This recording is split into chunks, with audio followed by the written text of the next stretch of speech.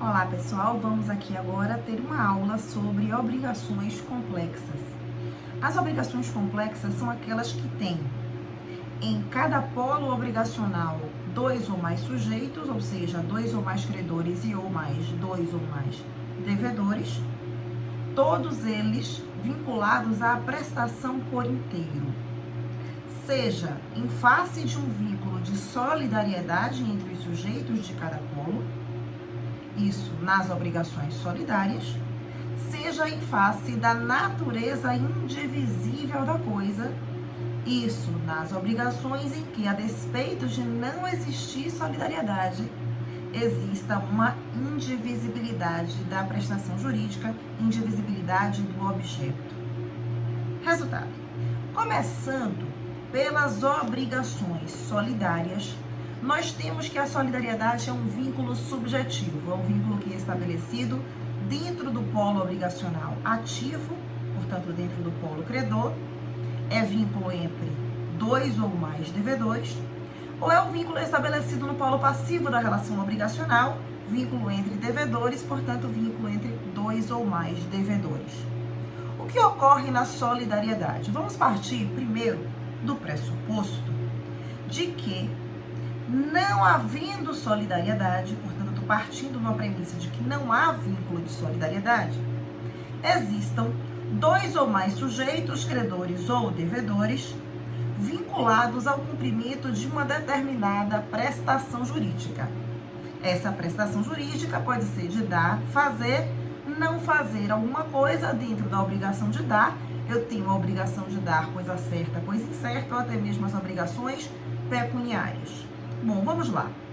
Se eu tenho um objeto que é divisível por sua própria natureza, a exemplo, uma dívida de valor.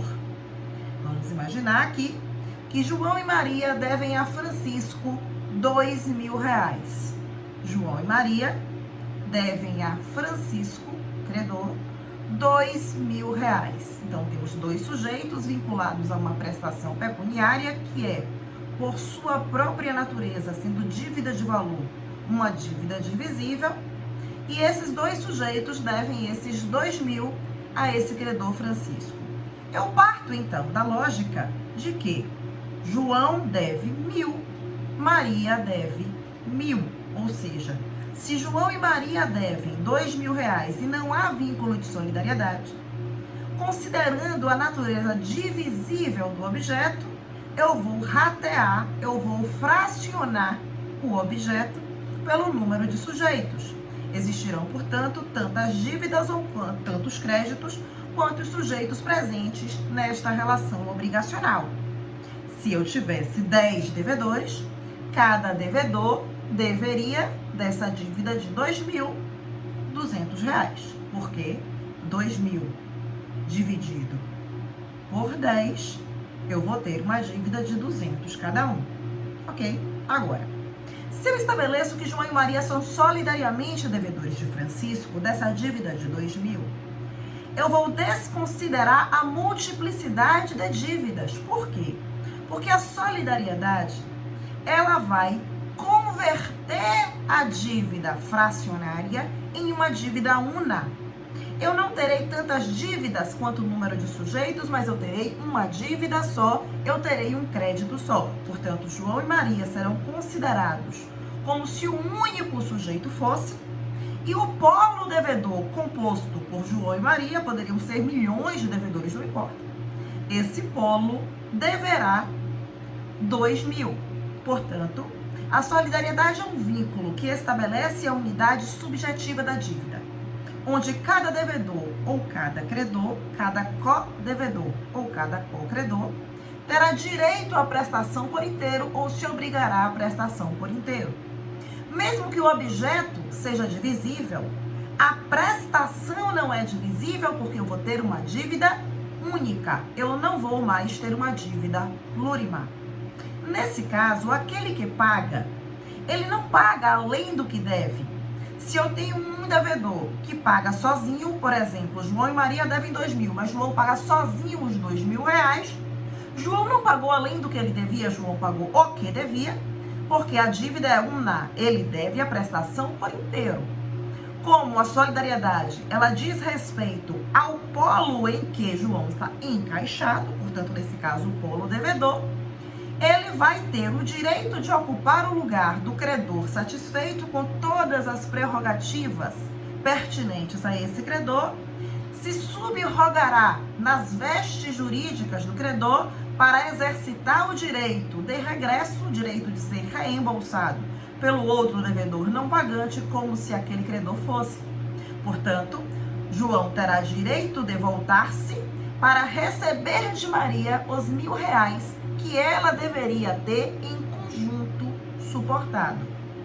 Se ele paga 1.000 dos 2.000, ele não pagou a dívida que ele tinha, porque ele deve o todo, assim como Maria deve o todo.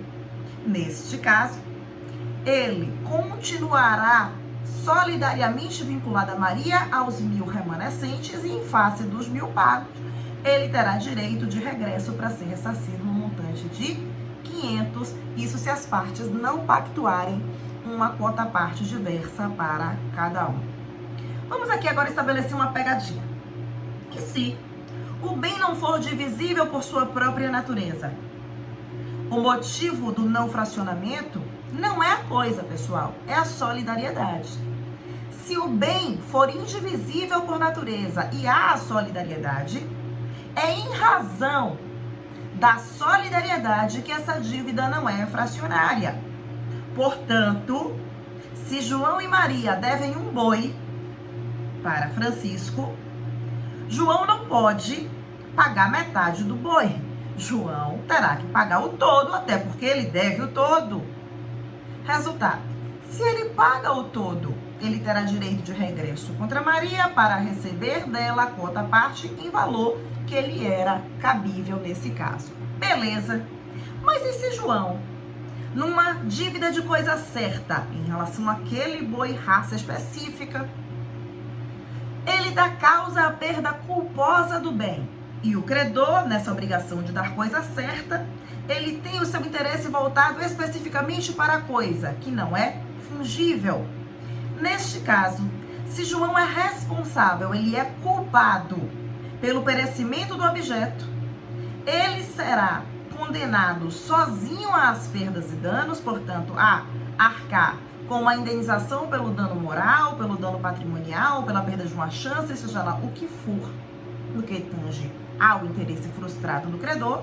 Porém, em relação ao bem perdido, nesse caso o boi, não às perdas e danos, João e Maria estarão solidariamente vinculados a este pagamento. Portanto, a dívida não se extingue.